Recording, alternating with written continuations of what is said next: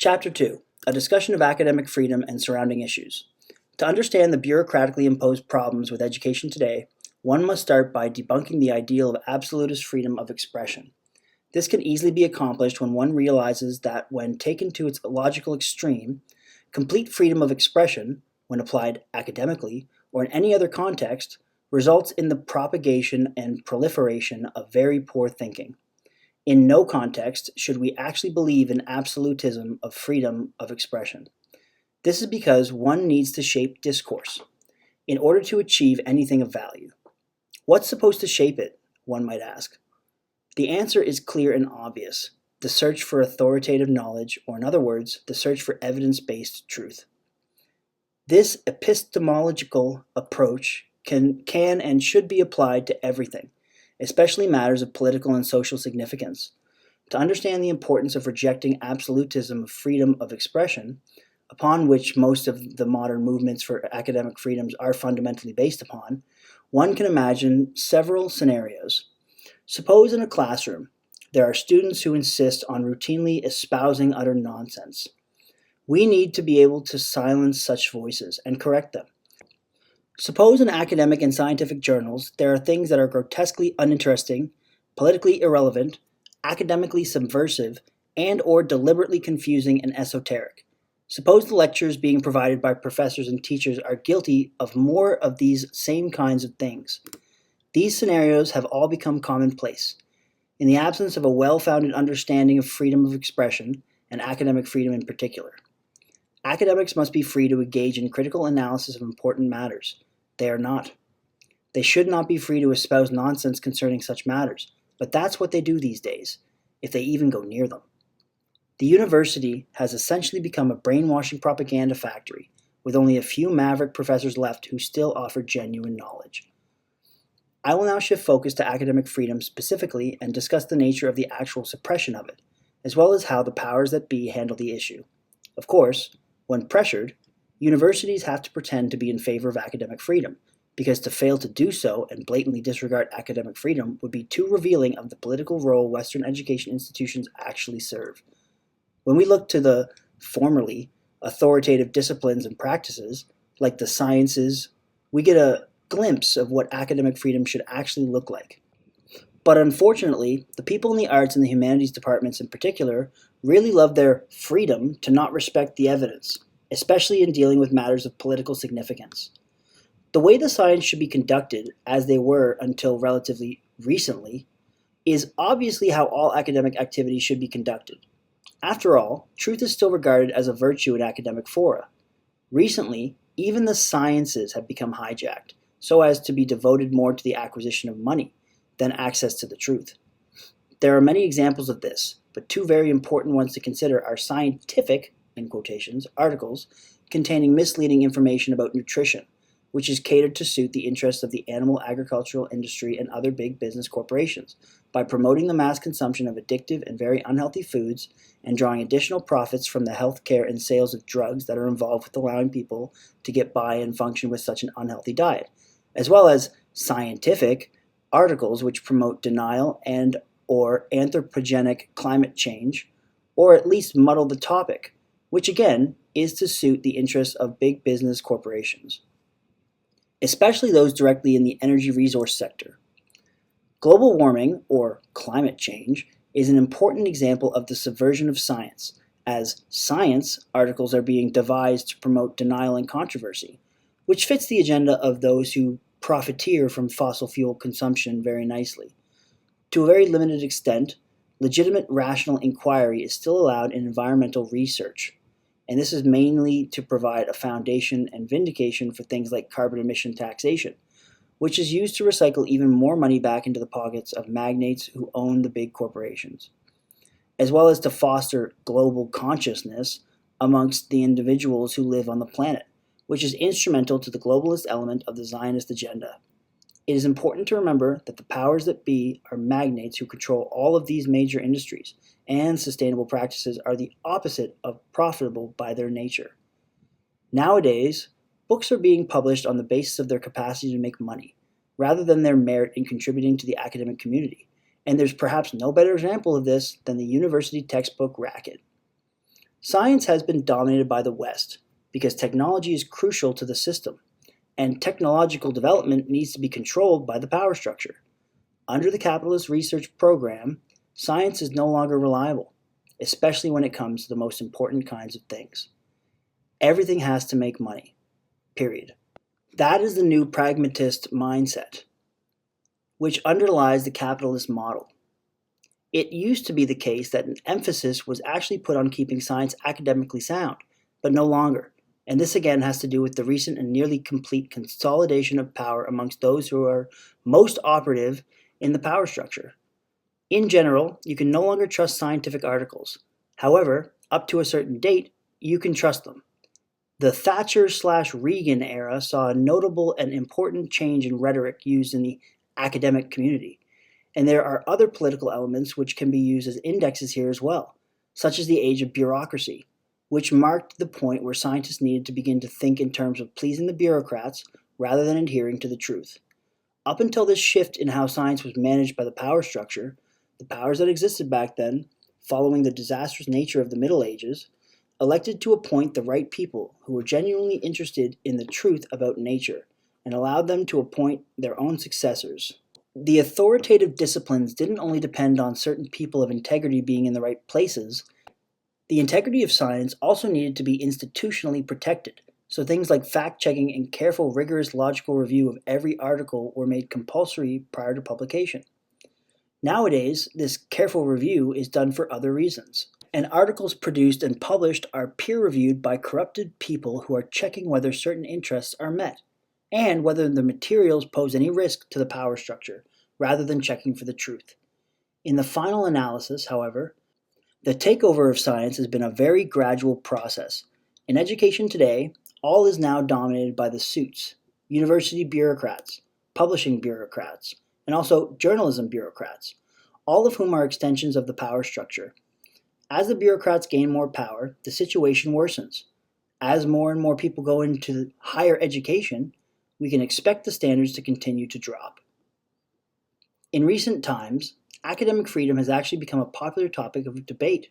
Unfortunately, but not coincidentally, most who would take the side which favors control measures and oversight being put in place are always somehow in affiliation with the administrative levels of the academy. And so they are discouraged from speaking openly about their own opinions on such matters.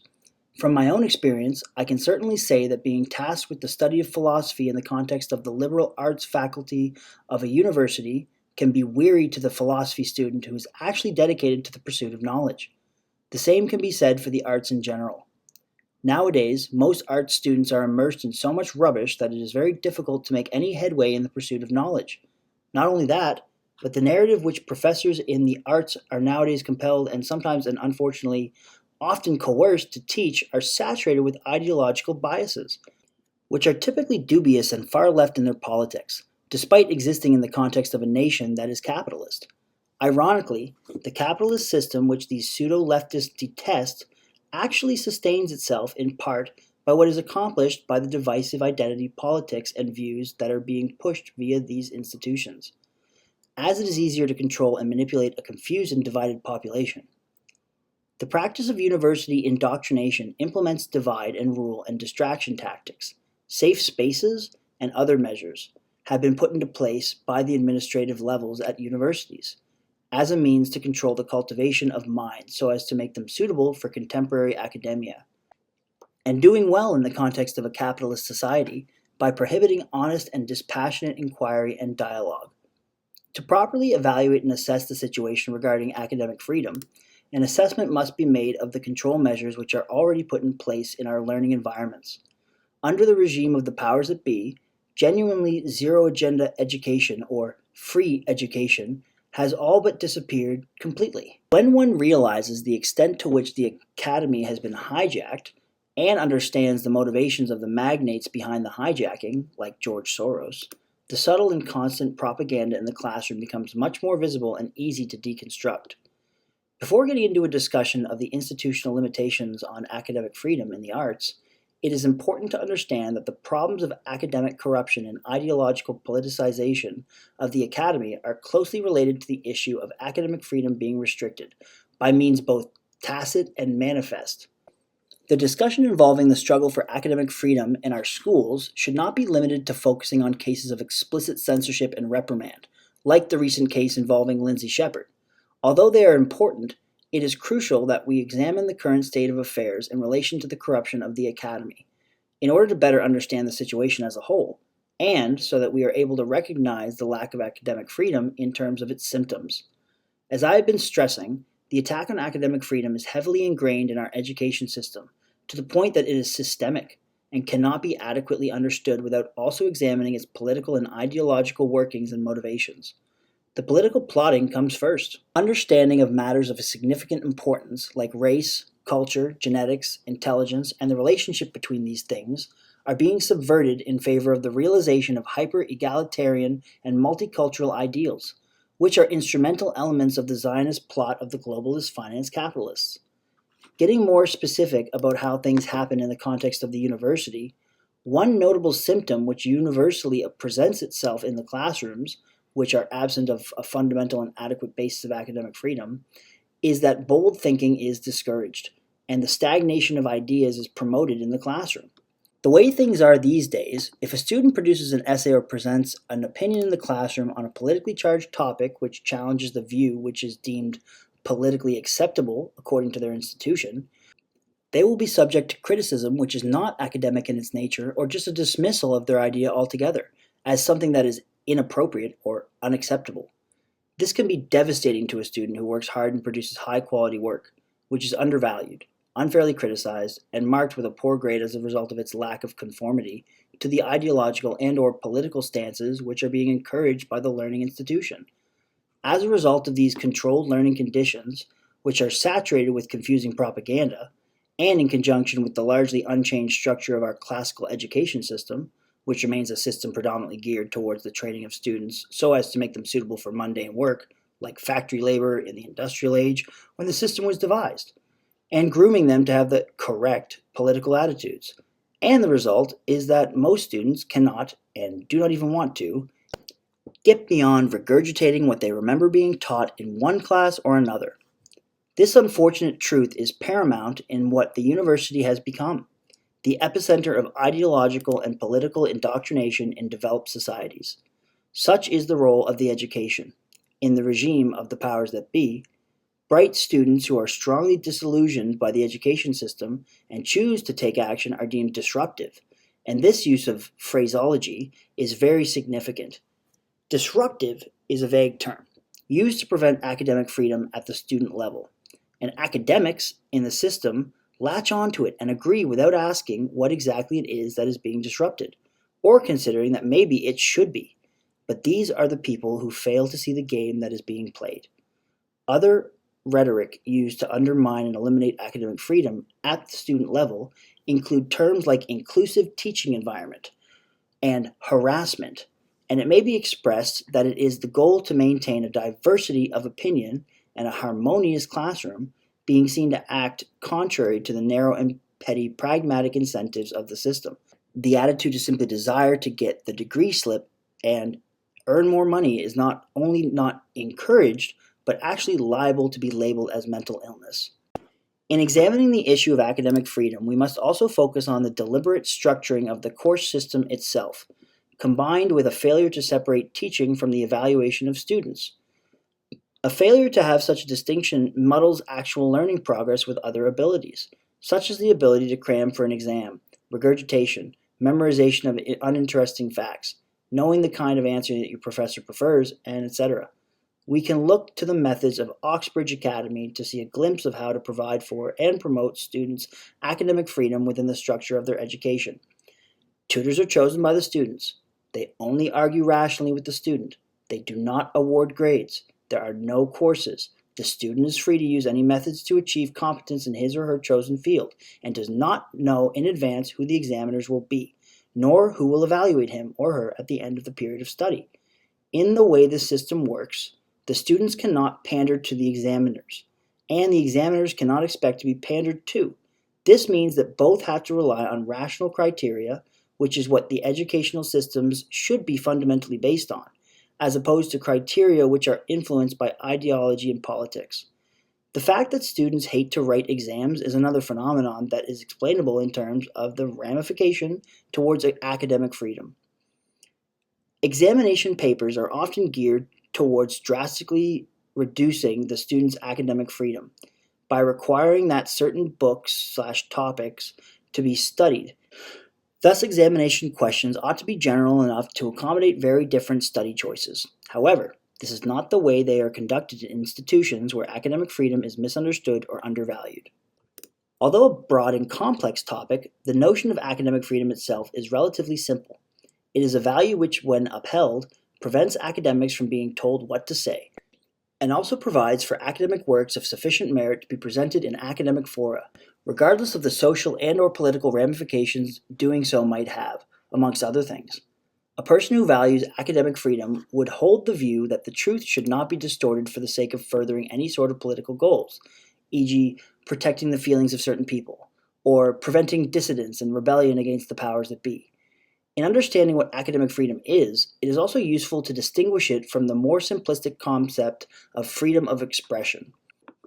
Academics should be free to present their research and views in academic context, so long as they are in fact of academic merit, and not if they aren't.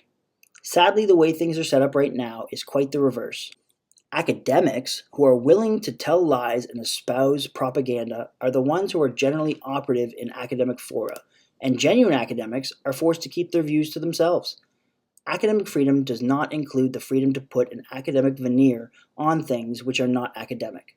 It is a freedom which must be exercised responsibly, like other freedoms. The student who enjoys academic freedom is able to learn in an environment when their learning is not compelled or coerced on an ideological or political basis, or by any other means. That is what it means for an approach to learning to be strictly academic. But unfortunately, education is controlled by the power structure through funding, and learning is being compelled, and this is reflected very much in terms of the kind of student work for which we are rewarded for doing. In a different context, such as a letter written to a parent, the materials produced for the average liberal arts essay would often be seen as indicative of insanity. But it does seem sane to produce material that one is rewarded for producing, and it is also rewarding to be seen as being on the right side of any political issue.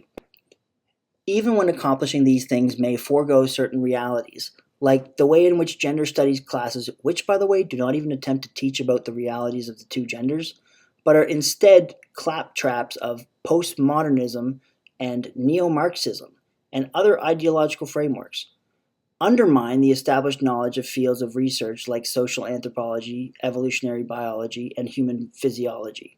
To present examples and arguments which illustrate those realities will always be at odds with the ideological narrative being pushed. So as a result, students whose work is in line with the accepted narrative are rewarded, even when their motivations are other than to understand the situation with keen accuracy.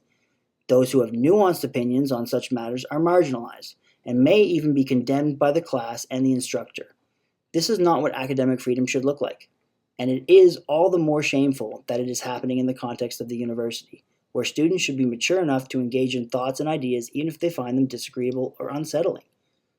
The liberal arts and social sciences are the areas in which the effects of the attack on academic freedom are most exacerbated, where the corruption has been going on for the longest, and resultingly, where academic integrity is most compromised.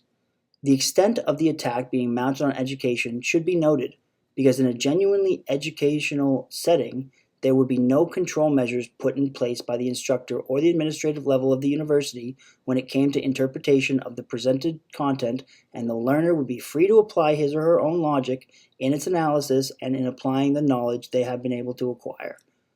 One could justifiably argue that many subject areas in the liberal arts, such as queer theory and gender studies, ought to be abandoned entirely, at least insofar as they exist presently, as only subversive to applying academic discipline and logic.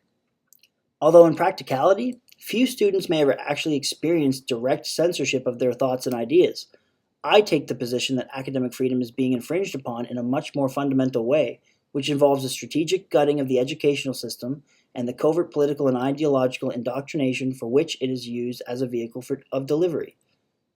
Notably, The approaches to learning which involve a practice of rigorous logic and analytic thinking have been reserved for students in the STEMs who are conveniently denied a proper literacy in the issues of the humanities by the curriculum, so that they will follow the instructions of the power group in the development of science and technologies without questioning, or potentially even caring about, what their work will be used for. These disciplines are made to be as mundane as possible. Likewise, students in the arts who do focus on politically and ideologically charged topics are largely denied that same rigorous and systematic approach to learning, immersed in confusing propaganda, and all matters of political importance are framed in provocative and exciting ways which are often entirely nonsensical. This is one of the most powerful ways in which academic freedom is being systematically infringed upon.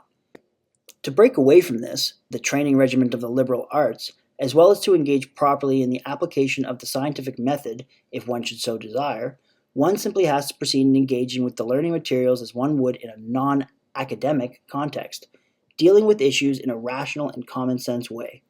It may seem very counterintuitive, and indeed it may well go against pragmatism if the goal is just to graduate with high marks given the current state of affairs in academia, but to rise above the janitorial level, which is generally superior to that of the academy, one, of course, needs to learn and study logic, practical methods of conceptual analysis, read the best work on his or her subject area, and to write extensively, because our capacity to think without writing is limited.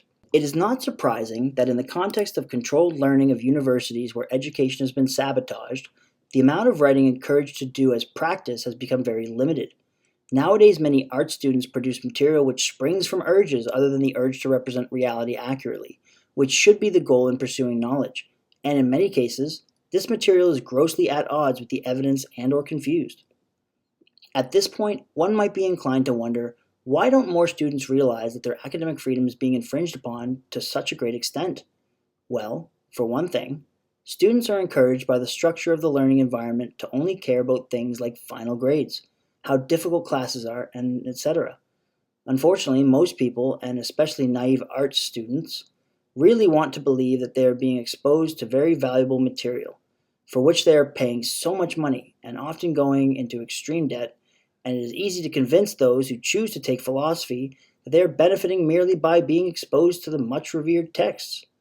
An average student in the university certainly has the motivation to want to believe that their class lessons are valuable. After all, they are very expensive. One can make a comparison here with exposure to the Latin mass of people who know no Latin. Such is the way of much of the materials which are presented within the context of the arts. While the odd instructor or student peer might recognize a logical and analytical approach as an appropriate way to engage in the course materials, which may often lead to dismissing them as nonsense, in the common context of a class, such materials are being introduced as the works of an esteemed intellectual, and so the view is promoted that the ideas presented are very valuable, and that they must surely contain great insights. So, to disregard them as nonsense that they are is not likely to lead to getting good grades, or to class discussion that is considered fruitful. The students have been trained to fruitlessly try to explore these rabbit holes and don't typically appreciate efforts to make it less mystifying, or any sort of dissenting criticism like, this is nonsense. The best answers, or more specifically, the answers students are and feel most rewarded for producing, will be the ones which are not dissenting towards the material, but rather make it seem even more intriguing and fancy than it already is, by expanding upon it, or one of its details. And the use of flowery language and undefined terms and concepts helps accomplish this. Indeed, in the context of the arts, such kinds of academic work are heavily romanticized, and going deep into rabbit holes in order to try to make a meaningful interpretation of such things is what the instructors are looking for, more so than a rejection of the idea or questioning of the quality of the information being presented. In this way, we can see that academic freedom has been oppressed in a very powerful way. We are being encouraged as academics to entertain ridiculous ideas rather than critically engage in important educational topics. The takeover of universities by pseudo-academics who are primarily political operatives, serving as a means to line people up behind politicians controlled by major capitalists, destroys both the academy and academic freedom. One important consequence of this is that people wishing to express politically incorrect truths are blocked from expressing themselves in academic fora. It has happened to me on many occasions. This is just as objectionable in the arts as it would be in science. Imagine, for example, an astronomy conference whose organizers decided to exercise their power to only allow astrologers to participate. In this context, the astronomers are being silenced for some kind of political reasons, and the persons responsible, although they may be regarded as academics, have assumed a role which is political rather than academic. Doing so would undermine astronomy and the academic freedom of astronomers, and all the more so if every conference and journal is organized by the same kind of people, who are using their power as organizers, not their academic freedom, to destroy the academy and academic freedom. The freedom of the astronomer to talk to his friends about astronomy is not a significant instance of academic freedom.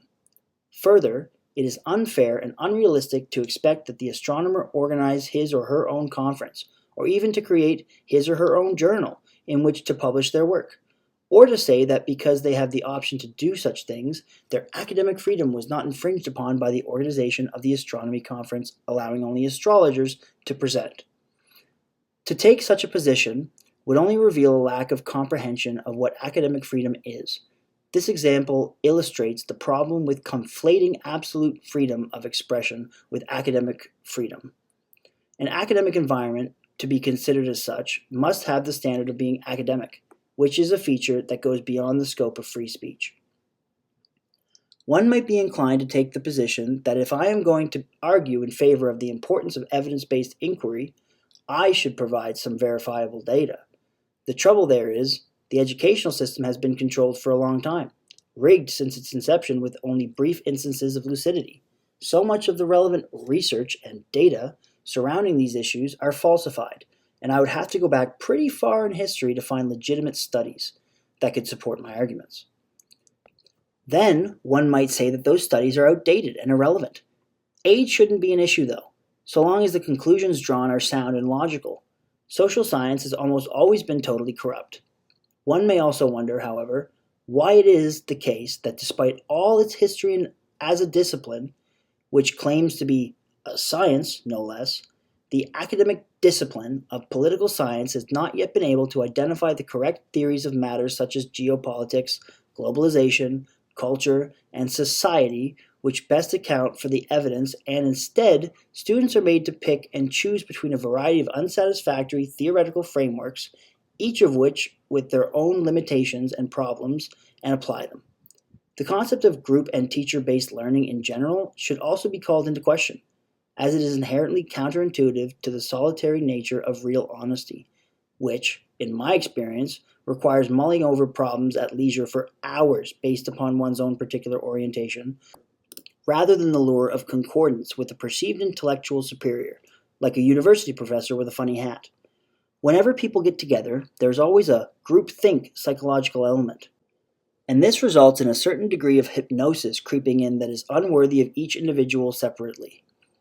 I would like to see young people urged to go into the forest and live in solitude, if not for 10 years like Nietzsche's Zarathustra character, then at least for several months, so that they are able to learn to separate themselves emotionally from the crowd, as it is only when we are separated physically that we are separated emotionally, and it is only when we are separated emotionally that we are separated intellectually. Looking back at before the academy was established, the problem with medieval culture can be understood by considering the following hypothetical scenario. Suppose a king is approached by a scientist who claims he can turn all of the lead in the castle into gold, so that the king would be able to easily finance his next war. Other scientists approach saying, "No, that's impossible, it can't be done." But the king doesn't know who to believe. This illustrates why the Dark Ages were not an ideal time to exist in, from the perspective of the power structure. However, there was certainly a lot of money to be made by pretending that one could do alchemy. Understanding the real nature of the capitalist's success story depends on recognizing the perverted fallacy of having scientists devoted to making money. The psychology of this can be understood by considering a conversation that might have been held between a genuine scientist and a capitalist. With all that knowledge, you can make so much money. Why aren't you using it to do that? I'm a scientist. I am dedicated to pursuing the truth. One can see how this conversation would develop.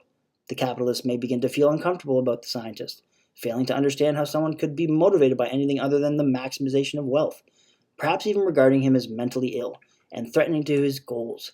And so, of course, the next step in his game is the corruption of the scientist.